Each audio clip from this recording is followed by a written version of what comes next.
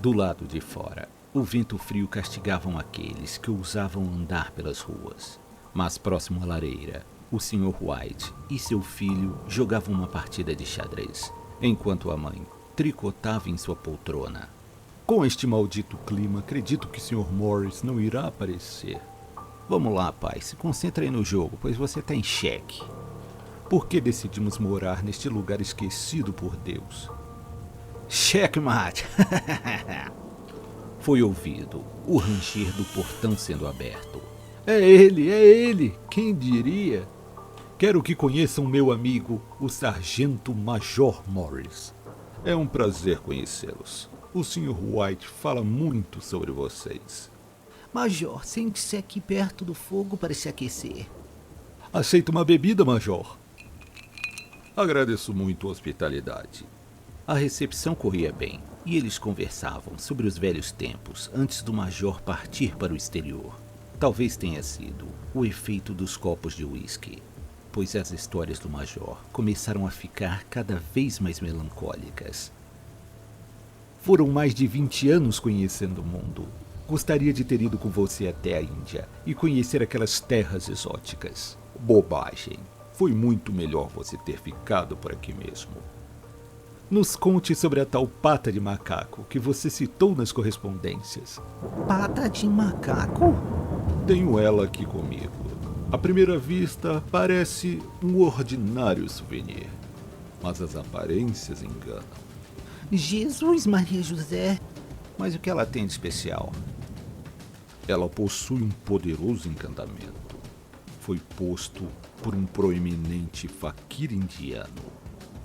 Ele desejava provar que o destino rege a vida dos homens, e ao tentar interferir, o homem atrai apenas o próprio mal. E aquele que portasse a pata do macaco poderia satisfazer 3 desejos. E por que o senhor ainda não fez seus desejos? Eu já fiz meus desejos. E a pata? Ela realizou seus desejos? Sim. Ela realizou. E teve alguém que teve os desejos realizados antes de você? Sim. Meu chefe, o Coronel Braham. Seu último desejo foi a própria morte. E foi assim que eu acabei ganhando a pata. Não entendo. Se você já obteve seus desejos, por que ainda mantém a pata do macaco? Tolice minha. Pensava que poderia vender a alguém.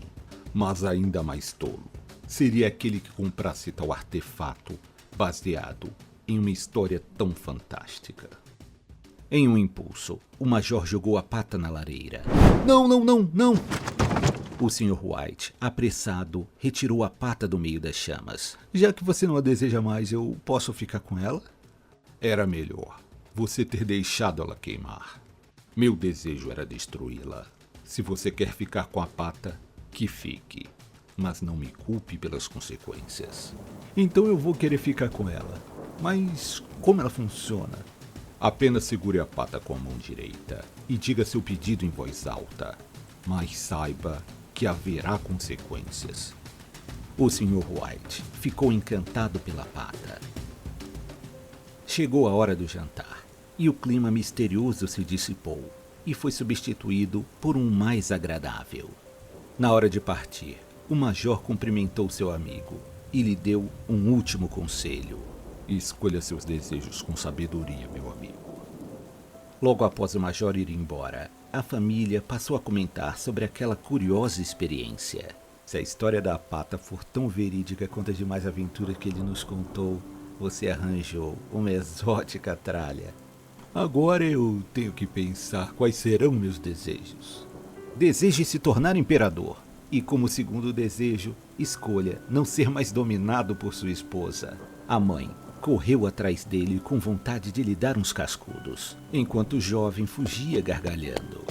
Não é fácil escolher o que eu quero. Eu já tenho tudo o que desejo. Quer ter saúde e uma família feliz. Então, você podia pelo menos pedir para que a pata quitasse a hipoteca da casa. Se não me engano, são por volta de umas 200 libras. Não custa nada tentar. Eu desejo 200 libras.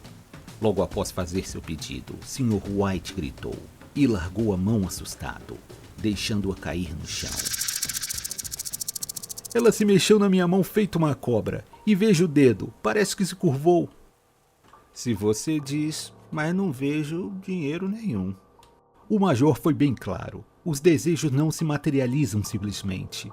Ele disse que o objeto do desejo ia surgir meio que naturalmente, parecendo até coincidência. Pai e filho fumaram seus cachimbos antes de se recolherem para dormir. Foi uma noite de veras divertida, meu pai. Mas agora vou dormir, porque amanhã tenho que acordar cedo para o trabalho. No dia seguinte, a família White tomava o café da manhã, enquanto riam de si mesmos por terem sido tão ingênuos por acreditar na conversa do major. Meu pai, cuidado aí ao sair de casa, hein? Que vai que 200 libras caem sobre sua cabeça. Mas eu já disse que não é assim que funciona. O major disse que o desejo se realizaria de forma que pareceria obra do acaso. Entendi. Tá bom, mas agora eu tô indo pra fábrica. E vê se não gasta as 200 libras antes de eu voltar, hein? Seu engraçadinho. Vocês podem não acreditar, mas a pata mexeu na minha mão logo depois de eu fazer o pedido. É claro que sim, meu querido. O Sr. White fechou o semblante e decidiu ler o jornal, mas estava convicto do que havia acontecido. No meio da tarde, a Sra. White vê pela janela que 2 senhores bem alinhados estavam na frente de sua casa e pareciam um tanto hesitantes. Enfim, eles resolveram bater à porta dos Whites e foram prontamente recebidos pela Sra. White. Somos os advogados da empresa Moy Megans. Ai, meu Deus, aconteceu alguma coisa com meu garoto? Infelizmente, não temos boas notícias. Por Cristo, diga logo o que aconteceu. Aconteceu um terrível acidente e seu filho foi engolido por uma das máquinas. Parece que tudo aconteceu muito rápido, mas podemos garantir que ele não sofreu. A Sra. White desabou de joelhos e foi amparada por seu marido, mas o que viria a seguir deixaria o Sr. White ainda mais incrédulo. A empresa não é responsável pelo acidente, mas mesmo assim gostaria de compensar a família com um valor substancial. Neste momento, o Sr. White tremeu e um frio intenso subiu por sua espinha. Com um enorme medo, ele juntou suas forças e perguntou: qual seria esse valor? Um total de 200 libras. Ao ouvir o valor da quantia, o Sr. White desmaiou. O enterro do jovem se deu no novo cemitério, que ficava a alguns quilômetros da casa da família White. Foi uma cerimônia simples e discreta. O casal, ainda em choque, retornou caminhando para casa. Era um caminho um tanto longo, mas eles não tinham pressa para voltar para casa, pois sabiam que a dor que sentiriam ao não encontrar seu filho em casa seria insuportável. Os dias que se seguiram foram muito melancólicos para os White. O casal mal trocava palavras entre si, e por isso os dias pareciam mais compridos. Já havia se passado pouco mais de uma semana desde a partida de seu filho, e o casal insone olhava para o teto de seu leito, quando de repente a Sra. White deu um salto na cama que assustou seu marido e gritou: A pata do macaco! Ela se levantou correndo da cama, para a surpresa do marido alarmado. Onde? Onde está a pata? Ela revirava todo o quarto, desesperadamente à procura da pata. Eu quero a pata! Você não a destruiu, não foi? Por Deus, mulher, está ali na primeira gaveta. A Sra. White achou a pata bem onde o marido havia indicado. Ai, graças a Deus! Ela segurou a pata com as 2 mãos e tinha um olhar alucinado. Como foi que eu não pensei nisso antes? Mulher, do que você está falando? Pensar no quê? Ainda temos 2 desejos. Isso é tolice. Tudo isso não passa de uma terrível coincidência. Pegue essa pata e faça de novo. Fazer o quê? Você tá maluca? Deseje trazer nosso filho de volta. Ele já está morto há 10 dias. Eu não quis dizer isso a você, mas ele estava tão desfigurado que só pude reconhecê-lo pelas roupas. Não importa. Eu quero meu filho de volta. O Sr. White segurou a pata com um temor terrível. Peça logo de uma vez. Assim como fez pela primeira vez, ele ergueu a pata e disse: Eu desejo que meu filho viva novamente. Ele sentiu a pata tremer e a largou assustado.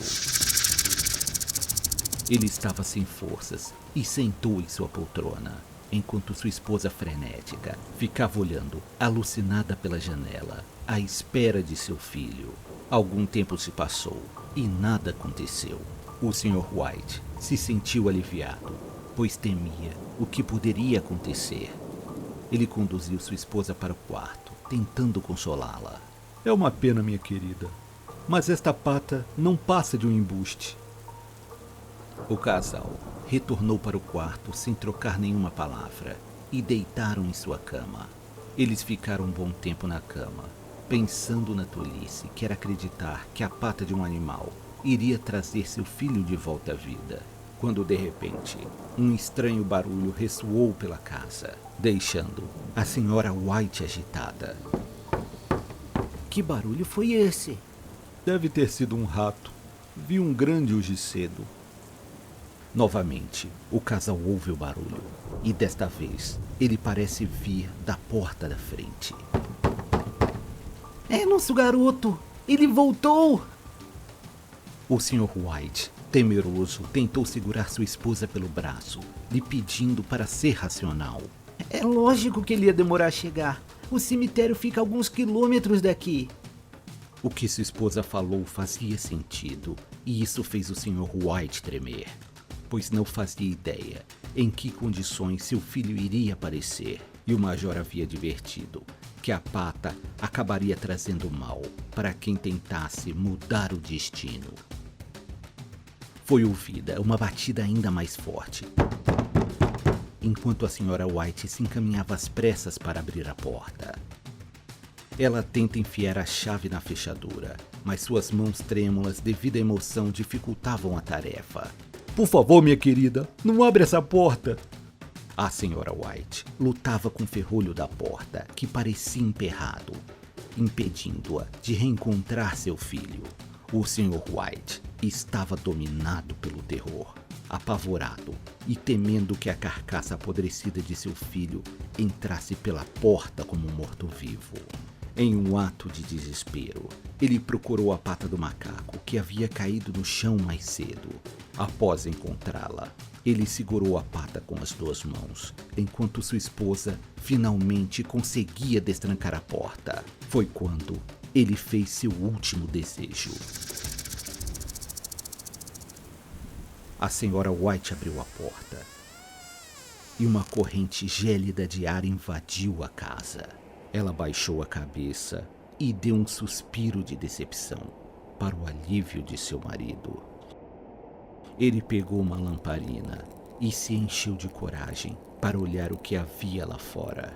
E ao olhar para fora, ele percebeu que a rua que passava em frente à sua casa estava calma e vazia.